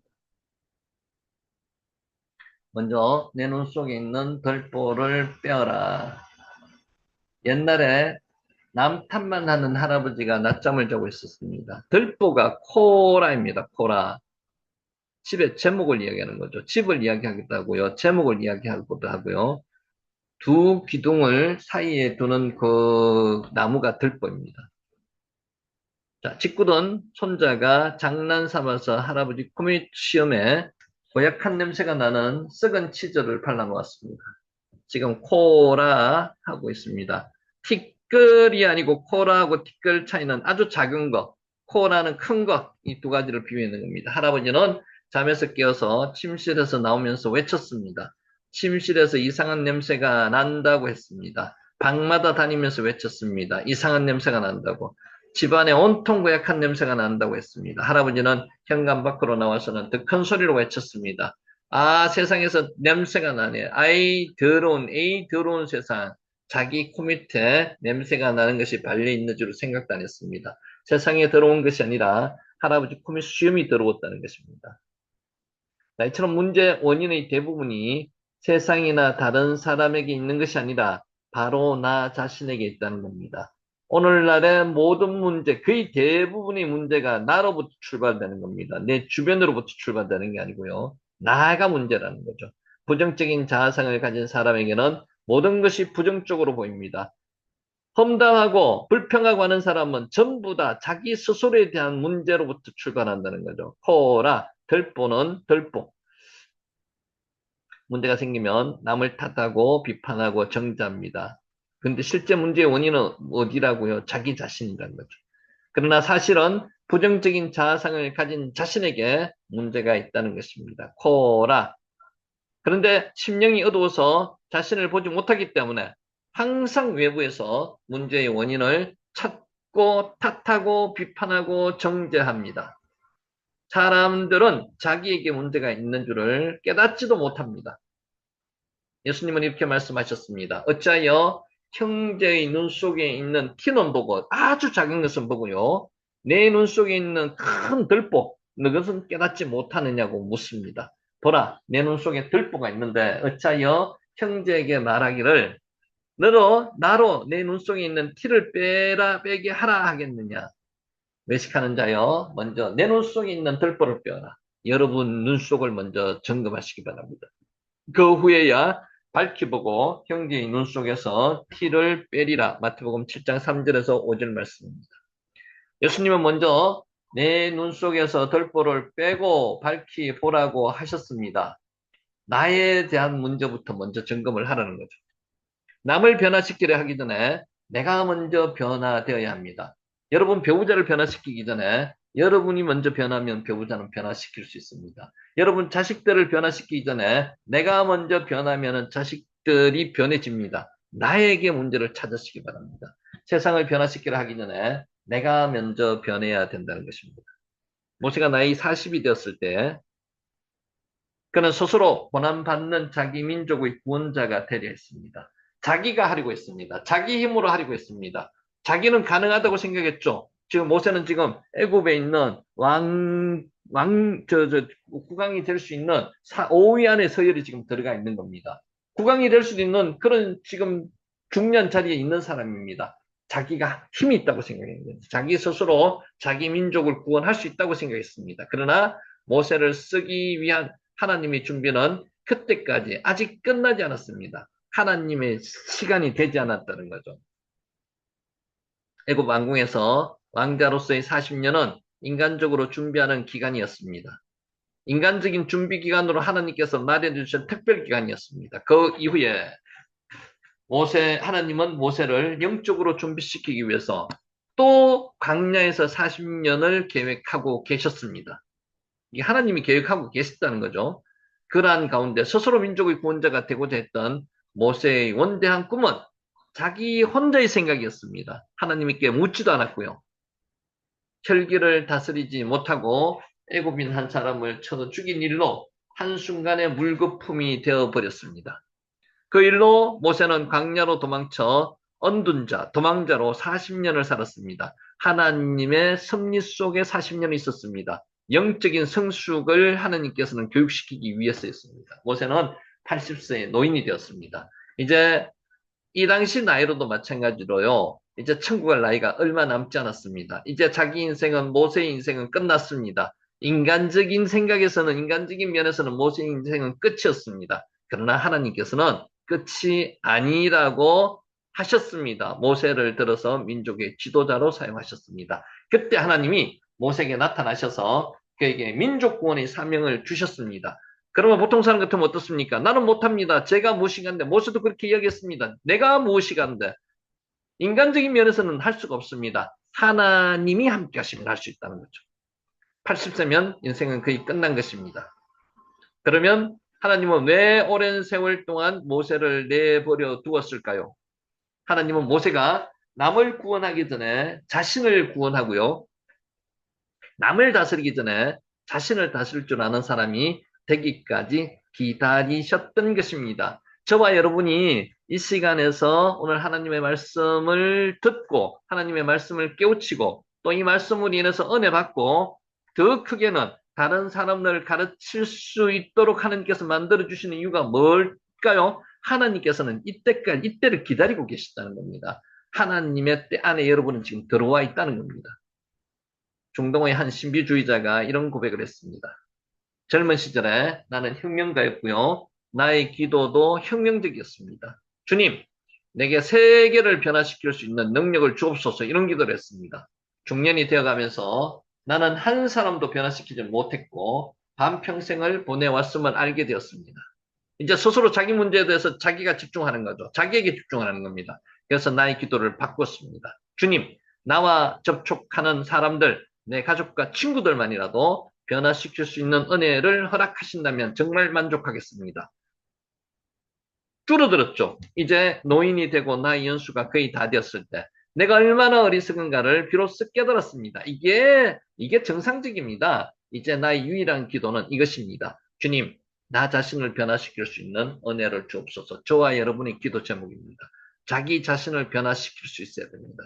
만약에 내가 처음부터 이렇게 기도했더라면 내 인생을 허비하지 않았을 텐데, 그런데 이 내용을 죽을 때까지도 모르고 지나가는 사람들이 많습니다. 이때만 하더라도 그래도 늦지 않았습니다. 우리는 늦지 않았습니다. 우리는 서로 다르다는 이유로 나와 다른 사람을 고치려고 합니다. 그래서는 안 된다는 거죠. 내가 바뀌어야 됩니다. 이것은 끝없는 에너지의 낭비일 뿐입니다. 관계에 문제가 생겼을 때 그 해답은 어디 있다고요? 나 자신에게서 찾아야 합니다. 자신이 변화되지 않은 채 다른 사람을 절대로 변화시킬 수가 없습니다. 젊었을 때보다도 나이가 들어가면 고집이 더 강해집니다. 고집이 더 세집니다. 자기 의견을 굽히지 않습니다. 근데 하나님께서는 그렇게 하지 말라는 거죠. 모세를 본받으시기 바랍니다. 내 거를 내려놓으셔야 됩니다. 내 생각과 감정과 말과 행동이 바뀌면요. 주변 사람들이 반응이 달라집니다. 내가 달라진 수준만큼 주변 사람들의 말과 행동도 달라집니다. 중요한 건 뭐예요? 내가 바뀌면 된다는 거죠. 이것이 생각과 감정을 통해서 서로 교감하며 우리는 이게 우리가 사는 우리의 세상이라는 거죠. 상대방을 변화시키고 싶으시면은요, 내가 먼저 따뜻하고 친절하고 자상하게 변하면 됩니다. 주변 환경을 탓하거나요, 상대방을 바꾸려 하지 말고요. 먼저 나의 생각부터 바꾸고요. 나의 태도부터 바꾸면은 상대방이 달라집니다. 그런데 이게 어렵습니다. 내가 혼자는 할 수 없습니다. 하나님을 의지하지 않으면 할 수 없습니다. 오늘부터 기도하시기 바랍니다. 내가 바뀌기 위해서는요. 저는 약합니다. 힘이 없어서 할 수 없습니다. 성령 하나님께서 나와 같이 해주시면 내가 할 수 있습니다. 라고 기도하시고 자기 스스로를 내려놓고 바꾸는 저와 여러분이 되시기를 예수님 이름으로 축원하면서 오늘 강의를 마치도록 하겠습니다. 나가지 마시고 꼭 출첵 남겨주시고 나가시기 바랍니다. 기도하겠습니다. 잠시 기다리시기 바랍니다.